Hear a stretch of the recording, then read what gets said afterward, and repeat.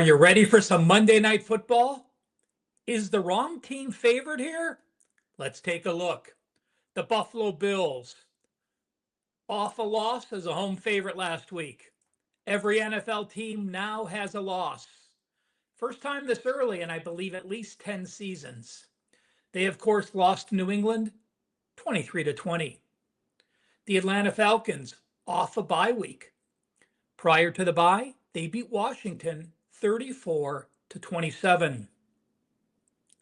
Now, we're going to talk about Atlanta off a bye, but make sure you check out my Bet on It TNA NFL video. I talk about teams off a bye. Clearly not going to be a record you expect, especially for home favorites off a bye, but we know the Atlanta Falcons are a home dog. Let's talk about the scheduling situation first. Massive edge to the Atlanta Falcons. Granted, they were home before the bye, and now they're a home dog. By the way, teams as a home dog with a bye week, 16-10-4 against the spread since 2020. That is 61.5%. But home dogs off a bye and now getting 3 points or more, 14-5, 74%. Plus, remember, this Atlanta Falcons team is young.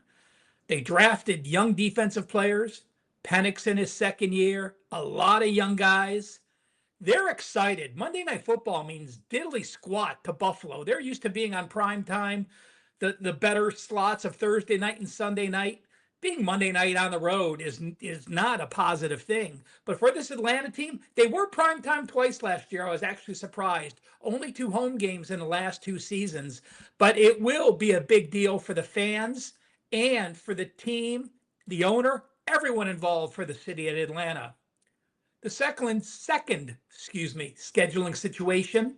You look at Buffalo. They started home against Baltimore. Then they went to the Jets. They win that game pretty handily. Then they host Miami. They host New Orleans. And they host New England. So they have played 5 games. They're 4-1. And they're traveling for only the second time. They're traveling out of state for the first time. And they're traveling after having played 3 straight home games. Oh yeah, by the way, if we look at the Bills on the road last year, their 3 losses to the Rams, to Baltimore, to Houston, all the good teams. But again, on the road, they dropped all 3. They were perfect at home, undefeated at home in the regular season. But when we look at the stats, their home stats show they were plus 64 yards per game. On the road last year, they were outgained by 23 yards per game. That's a massive 87 yard per game diff from home to away. I said Buffalo. Do they deserve to be an away favorite here coming off a home loss? Well, Buffalo is the number 2 team in the NFL. They're plus 96 yards per game. But would it shock you if I tell you the number 1 team in the NFL at plus 118 yards per game, 22 yards per game better than the Buffalo Bills, is the Atlanta Falcons? Folks, their defense is legit. It could be the best defense in the NFL. I think the Browns are better. It's a lot of the competition they played. But again, decent teams. Minnesota, they played a younger quarterback in Minnesota. They played a younger quarterback in Carolina. Daniels, I believe, missed that game. So this is the first time they're truly playing a star quarterback with the exception of Baker Mayfield in their opener. But again, their defense held Tampa Bay to a season low, Minnesota to a season low, Carolina to a season low. And on the season, they are number 1, holding their opponents to 108 yards per game less than they've averaged against their other foes. By the way, the offense has had 2 number 1s against the opposing defenses and 2 number 2s as well. Remember the Tampa Bay loss in the season opener? It was a game that they could not get the run game going. Byron Robinson struggled, only had 10 carries. Other running backs had 16 carries. Since that time, Bijan running back has been the bell cow and is going to. And we've seen after the team rushed for 69 yards in the first game, rushed for 218, 131, and 28, averaging 5.6, 5.7, and 3.5 yards per carry. I'm going to share two systems with you on Buffalo, one a positive, one a negative. And I just want you to remember this. It's important to note. I give out a lot of trends, a lot of angles. Some of them are wow numbers. But it's more important to look for the trends that are against you than they are on you. When you like a team and you're writing down positives, it's much more difficult to write down those negatives. Every team has negatives in every game. Your job, handicapping a game, or my job, is to look at, do the advantages outweigh the disadvantages, or are there more of one than the other? And if they are, you continue to make them a play. So Buffalo is an away favorite of 3 or more off a loss as a home favorite. Those teams have been excellent. 57 and 17 against the spread, 77%.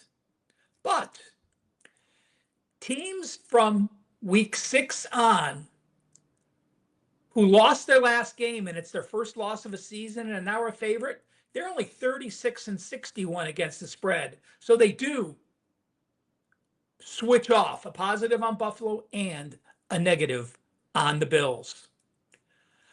If you're an NFL fan and a part-time historian, you will love this because both teams are wearing their featured alt uniforms. Buffalo is wearing the uniforms they wore from 65 to 73, all white. Falcons are wearing theirs that they wore up until 1990, the all blacks. They're going to look cool.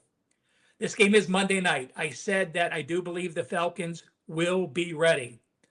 I do want to mention Monday night home dogs up to 7 are 46% against the spread. So a slight negative towards the Falcons, but they are 72 and 100 over under. So that is 58% to the under. Those are NFL home dogs, and they're a home dog up to plus 7 points.